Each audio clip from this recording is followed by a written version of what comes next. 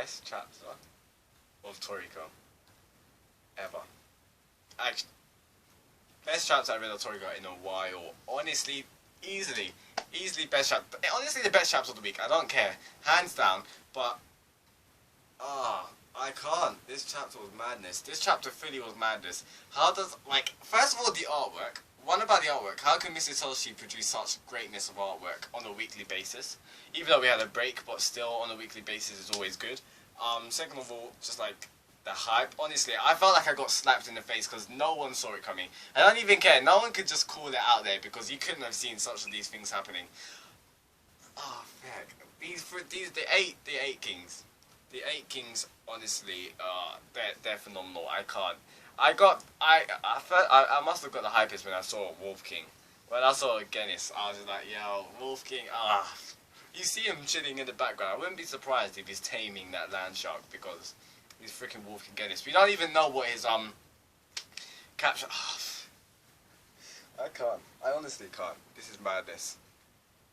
Like, I'm looking at it right now and it's just like, oh my, what's gonna happen next week? It just hit us out of nowhere. I really got like, we got wrecked. We honestly got wrecked.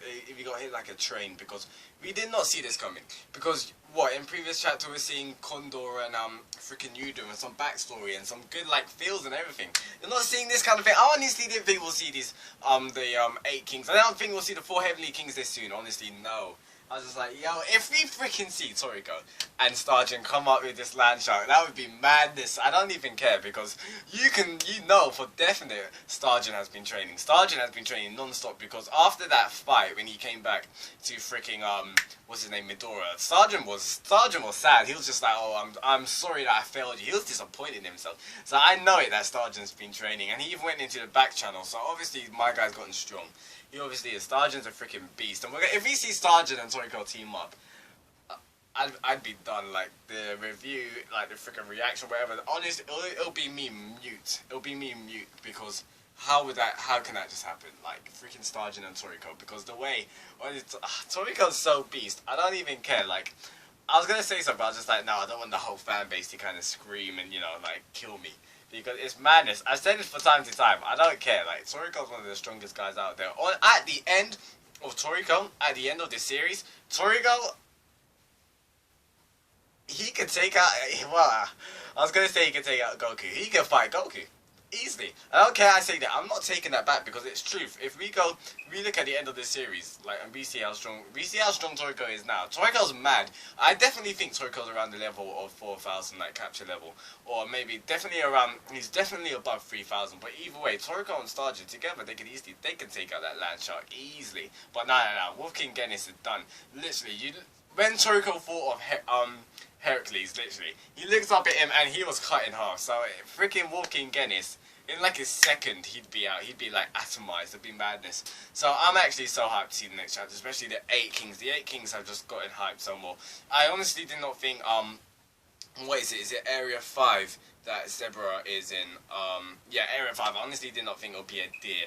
I think I was one of the guys that were gunning for a freaking tiger. I honestly thought it would be like a tiger or like a lion kind of thing. But a freaking deer is beast. Like, honestly, the detail that Mr. Toshi went on to drawing that, I'm just like, I got slapped in the face. I couldn't deal with it. And look how massive it is. The sky deer is mad. I don't know how strong the sky deer is. I definitely think the sky deer is stronger than is it stronger than Bambina though? Is the sky deer? Well, I don't know because I actually thought Emperor Crow was the only one which was boss of the skies. And if this deer, the sky deer, can obviously go up in the sky, is like, feck, who knows? We don't know what's happening. The sky deer looks mad. Like, it was his forest, and that was only like its mane. It had like a freaking. I didn't even see the antlers. If you saw the antlers, that would be mad, because well, the antlers were part of the freaking forest. I'm just like, yo, this is madness. It's massive. It's just like. This sky deer looks beast. It's just chilling out in the water, everything, and just stands up. So either way, this sky deer, none of the 4 heavenly kings, even if they teamed up together, none of the 4 heavenly kings can take out an 8 king. Honestly, I don't even think Toriko's red, his blue Oni can come out. I think Toriko's blue Oni would definitely help. I don't think it would defeat an 8 king because these 8 kings are madness. How, look at this guy there, and then what do we see next? We see freaking Mother Snake. If we saw Mother Snake's face, I would have been done, because it's as long as the whole circumference of the earth, so that just finished me. And because we're gonna be seeing so many things. I'm finished, because we see freaking Mother Snake. I was actually hyped for Emperor Crow, because actually Emperor Crow is like the king of the skies. It's one that flies there. I was one of the, I think I saw a theory, and I just agreed, because I'm on that bandwagon. I actually do think Emperor Crow like just chills out in space. So I think like its nest is just like in another planet, just like chilling out in like freaking Jupiter. I wouldn't be surprised, or one of the rings. That would be madness. But like, I don't care. Its nest is on the moon, and I've called it because it's there. It's gonna be there. The nest of Emperor Crow is gonna be on the freaking moon, and Emperor Crow just chills around space. It probably orbits the freaking solar system. I don't care, because it has to. Like the freaking, just a feather made a massive like, it made a crater. And either way, as I said before, if we do see Toriko and Stargem fight Landshark, honestly, nothing much happened this chapter, but it's still a freaking awesome chapter because of the hype. Mr. Toshi just delivered. He honestly delivered on this fight, and like Wolf King Genis. We're not going to see Wolf King Genis fight. Wolf King Genis is just chilling out there, but like you see that smile that Toriko's having, I'm just like, yo, because it was greatness that we got to see freaking Bambina and Terry and what's the other guy, Bambina, Terry and Quinn and Kiss. Like honestly, like, they're freaking training in the hyperbolic time chamber. I don't even care, because that's what it is. It's either that or it's a freaking back channel, because it's like a portal, like it's just a rift in space. So it probably is the back channel, or well, of course the logical answer is obviously the hyperbolic time chamber. That's the only logical answer.